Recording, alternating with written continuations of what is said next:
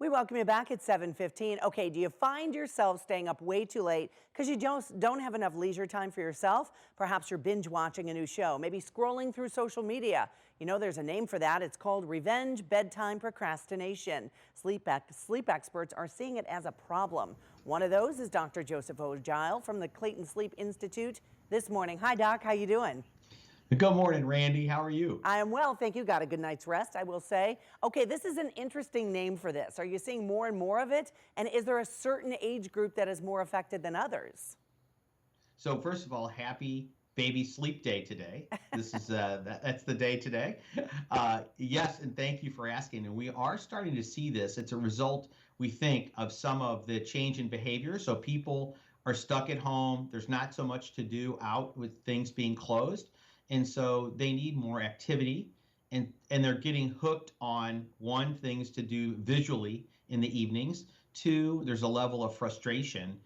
So this is a way to control their environment, to stay up a little bit later, watch some of the streaming data that's on. It's a way to share things with someone you care about, a spouse or a friend or a boyfriend or girlfriend, something like that, or to do as a group of friends to watch the same thing. So we are Right. seeing this. It is causing some issues. Well, Doc, everybody deserves leisure time and, of course, relaxation, free time to themselves. But that is different than actually getting your snooze, right? How can we fix this problem? Well, this gets back to the issue of making choices, and it's a great segue into things we've talked about before, which is that this is the choices just similar to following a good diet and exercising, but it's a difficult choice because the things we do to relax bring us joy and happiness, and people need that. It helps them relax.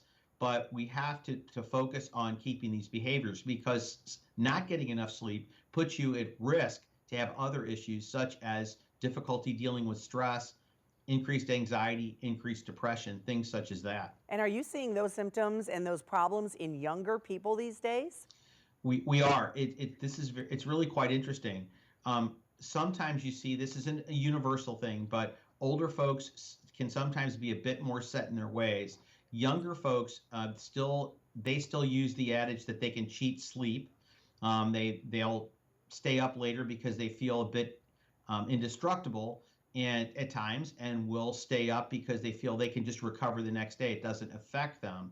And what happens over time is that the reduction in total sleep time makes them more prone to have things like not being responsive or being as adaptable to stress, increased risk for things like low-grade depression or triggering a depressive episode. There was a study just recently released studying young doctors, about 2,300 young doctors, Randy, looking at monitoring their electronic devices, things that they use to track, consumer devices that are on your phone and so forth. And what it found out was that folks, it's a double-edged sword, that people that weren't getting enough sleep ended up having higher rates of anxiety and depression. But we can use that as a weapon, in a sense, a health weapon. The people who did double down on good, healthy sleep behaviors had a reduction in those same symptoms. But the key, Randy, is that it takes effort over time to Yeah. repeat this over time.